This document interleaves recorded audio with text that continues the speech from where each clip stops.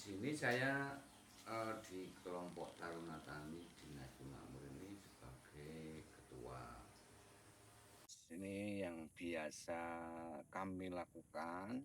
Ini petani-petani di dusun kami pada umumnya ini biasanya untuk penyulaman ini karena memang kebetulan pohon-pohonnya sudah agak-agak besar, mungkin nanamnya ini sudah dulu. Nah, ini bagi tanaman yang mati, tanaman kopi yang mati biasanya disulam pakai seperti ini, ditanami lagi. Ini setelah kurang lebih umur 2 tahunan, ini nanti bisa disetek. Nah, nanti bisa disetek, ini setelah disetek kira-kira 1 tahun ini Mas, seperti ini. Ini setekan yang sudah 1 tahun.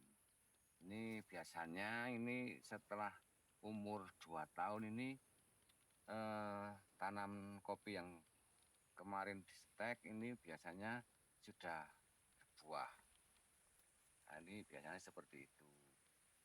Untuk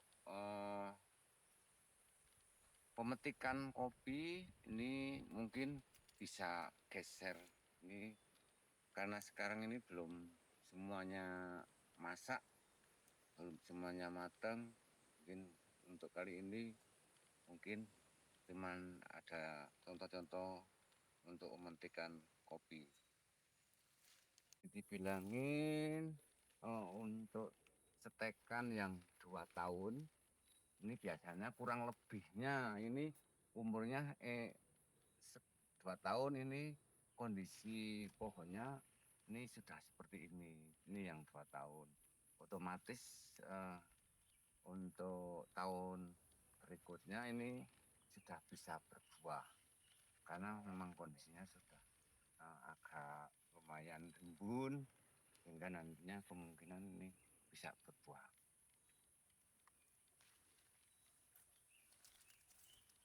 Untuk pemetikan kopi di daerah kami ini biasanya kalau sudah merah-merah seperti ini, tidak merah semua, cuman ya mungkin ada 1-2 hijau dan mungkin kalau sudah musim sampai bulan-bulan Juli akhir itu biasanya ini pemetikan semua karena memang yang sini walaupun masih hijau, ini kondisi buahnya sudah tua. Biasanya seperti itu. Tidak petik merah semua, tapi karena memang kalau petik lama semua itu biasanya agak lama, akhirnya semuanya. Kalau asalkan sudah musimnya itu diperkirakan buah sudah tua dan sudah banyak yang merah. Itu yang biasa dilaksanakan di daerah kami seperti itu.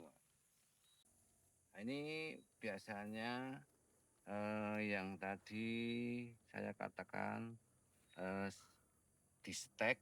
Setelah disetek ini biasanya tumbuh tunas baru, tunas yang di sayap-sayap seperti ini. Biasanya dibilang itu wiwilan, rempelan, ini harus dibuang. Karena ini kalau nggak dibuang, ini biasanya mengganggu pertumbuhan ini. Sehingga apa yang diserap harusnya dimakan di batang ini dimakan tunas yang baru ini. Untuk itu mungkin harus dibuang. Seperti mungkin ada tunas-tunas yang sudah tua seperti ini juga sama ini, Pak. Ini nyambung modern. Nah, ini juga sama, ini harus dibuang karena ini juga seperti tadi mengganggu pertumbuhan kopi, pertumbuhan cabang-cabang yang di atas ini harus dibuang semua biar Ini semua makanan diserap ke atas yang seperti yang diharapkan nantinya bisa tumbuh lebih bagus lagi. Ini pembuatan embung yang tujuannya ini ketika penyemprotan ini kita tidak mengambil air itu terlalu jauh. Apalagi kalau musim-musim kemarau jarang air, sehingga kita untuk penyemprotan baik yang atas maupun yang bawah itu biasanya kalau nggak ada seperti ini kita harus ngambil air yang cukup jauh, sehingga mungkin di samping memakan waktu juga memakan tenaga. Ini sekiranya ini kalau ada seperti ini bisa mengirit tenaga baik waktu maupun ini biaya dan sebagainya. Perawatan ya, itu untuk perempelan ini biasanya kalau setelah panen ini cabang-cabang yang bukan produksi ini biasanya dibuang, seperti mungkin ini harus dipotong ini sehingga ini sudah ada calon cabang produksi sehingga ini harus dibuang. Seperti ini misalnya di tempat kita ini yang masih ada sisanya kurang lebih ini 5 calon 5 ini calon 5 ini Mas, dompolan ini 5 dompolan ini biasanya disisakan. Nah, kecuali yang harus dihabiskan yang sudah habis-habis seperti ini. Ini harus dihabiskan supaya nantinya dipotong ini harus supaya diharapkan tumbuh dari atas ini tunas baru seperti ini. Ini harapannya seperti itu. Untuk jamur upas ini jamur upas ini yang menyerang biasanya karena mungkin kelembabannya terlalu tinggi. Ini harus dipotong semua dari pangkal sana. Ini setelah dipotong nanti kita kumpulin. Ini setelah kumpulin harus dibakar karena harapannya supaya nantinya itu jamurnya tidak menyebar ke tanaman lain. Itu seperti itu. Paling tidak ini seperti ini Mas, ini metiknya ini karena ini sudah ada yang merah, sudah ada yang merah walaupun masih 1, 2 ini masih hijau. Ini biasanya di tempat kami ini kalau metik langsung seperti ini Mas. Nah langsung dimasukin ke tempat wadahnya, ini langsung seperti itu.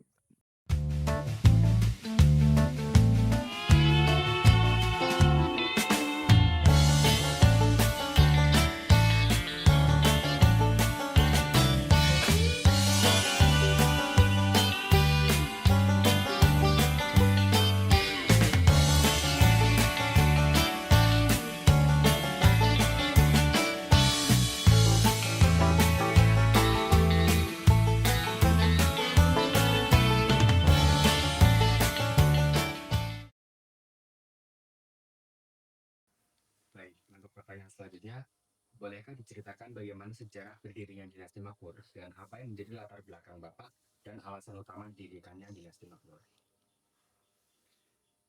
Kelompok Ternak Tani Dinasti Makmur ini berdiri tahun 2019. Untuk tanggalnya ini kurang nggak ingat. Ini berdirinya kelompok Taruna Tani Dinasti Makmur ini kan dari Karang Taruna Mas. Ini kebetulan Karang Taruna itu namanya Dinasti Pok. Akhirnya kami bersepakat mendirikan kelompok Taruna Tani Dinasti Makmur. Ini namanya ini kelompok Taruna Tani Dinasti Makmur karena memang ada ikatan eratnya dengan Dinasti Pok Karang Taruna ini.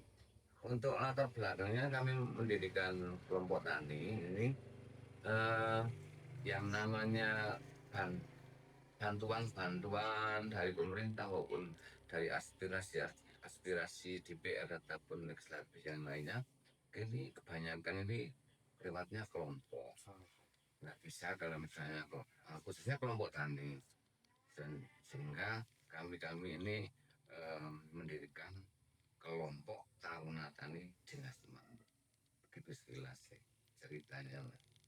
Sebelumnya Bapak mengatakan bahwa dinasti Makmur ini berhubungan dengan Karang Taruna.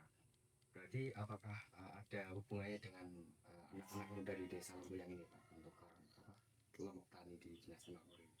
Ya, untuk keanggotaannya ini meliputi dari anggota Karang Taruna, sehingga ini kolaborasi ini dari sama yang generasi eh, setengah tua sama yang muda-muda ini berkolaborasi, sehingga tujuannya itu saling mengisi lah, mungkin dari yang generasi sudah agak matang sedikit, punya pengalaman, supaya nantinya bisa mendidik yang muda-muda untuk yang jelas untuk maju dusun. Tujuannya mungkin satu tujuan, yaitu untuk memajukan dusun. Lalu apa hal yang memotivasi Bapak untuk menjalankan kelompok tani ini hingga sekarang? Ya namanya juga ini di kampung mas, sehingga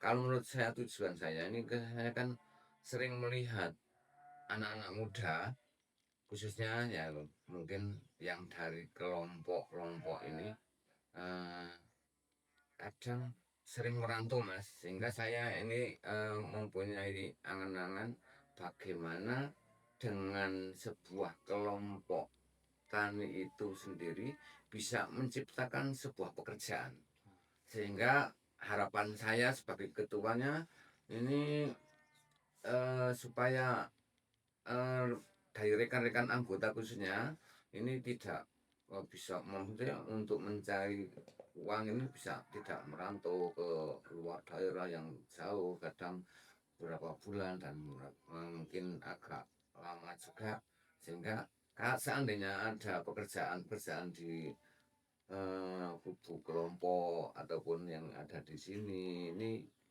harapan kami anggota ini tidak sering keluar, sehingga bisa mengikuti kegiatan-kegiatan yang ada di kelompok Taruna Tani Dinasti Makmur ini. Dan juga harapan saya kan di kampung ini kadang khususnya ibu-ibu ini kan kalau misalnya tidak belum musim panen kopi ataupun musim panen lainnya, ini kan banyak yang nganggur.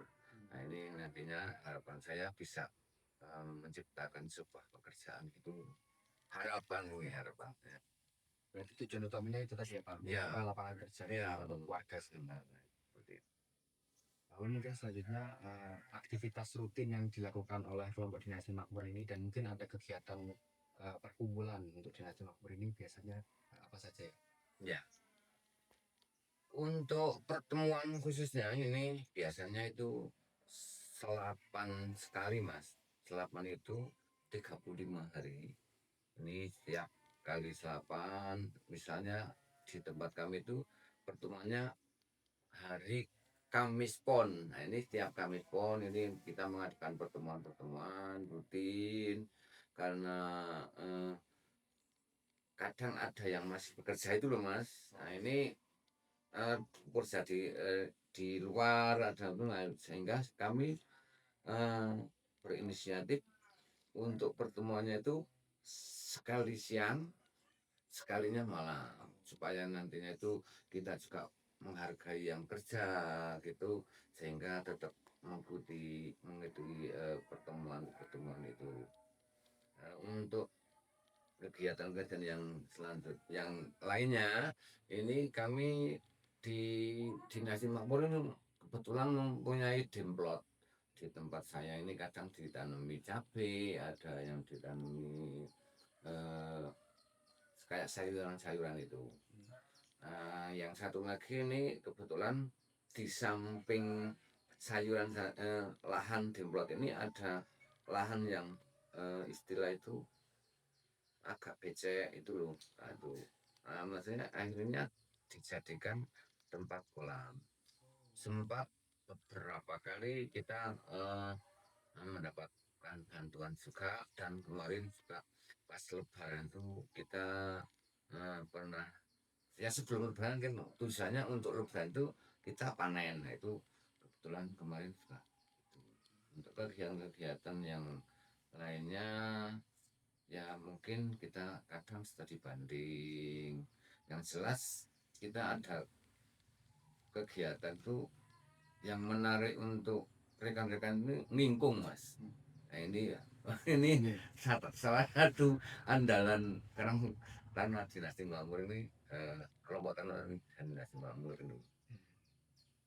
Lalu untuk seperti yang Bapak bilang tadi sebelumnya, untuk pertemuan-pertemuan itu yang dibahas biasanya apa saja Pak untuk ke Bapak dan juga anggota yang lain? Ya, untuk setiap kali pertemuan kadang ya khususnya permasalahan-permasalahan yang ada di kelompok Taruna Tani Dinasti Makmur ini, karena kadang kedatangan BPM dari kecamatan, dari BPP Kecamatan Candroto itu, sehingga kita mendapatkan masukan-masukan ilmu-ilmu yang sekiranya bisa diterapkan di pertanian khususnya. Baik, mungkin sekian beberapa pertanyaan yang dapat saya sampaikan dari kelompok B. Terima kasih banyak atas waktunya dan informasinya Bapak. Semoga Dinasti Makmur semakin sukses dan memberikan manfaat yang luas untuk masyarakat sekitar. Dan mungkin untuk terakhir penutupan, mungkin ada kesan pesan dari Bapak Dani kepada kelompok B khususnya mungkin. Ya mungkin saya suka, memang dari kemarin saya apresiasi khususnya dengan eh, pada umumnya untuk KKN tahun ini dari Undip. Untuk kelompok B ini memang yang paling dulu eh, soan ke tempat saya. Nah ini mungkin kesan untuk jenengan semua, berarti jenengan itu mempunyai inisiatif yang paling dulu gitu loh. Mempunyai gagasan ini yang paling dulu daripada kelompok-kelompok yang lain. Tapi saya memang salut, saya acung jempol dengan panjenengan semua, eh, karena memang untuk pembauran ke masyarakat itu memang begitu cepat, sehingga masyarakat begitu menikmati lah apa yang apalagi kemarin yang diutarakan jenengan-jenengan semua pas sekali dengan situasi dan kondisi di daerah kami. Saya terima kasih sekali dengan adanya KKN dari Undip ya, untuk tahun 2025 ini. Terima kasih.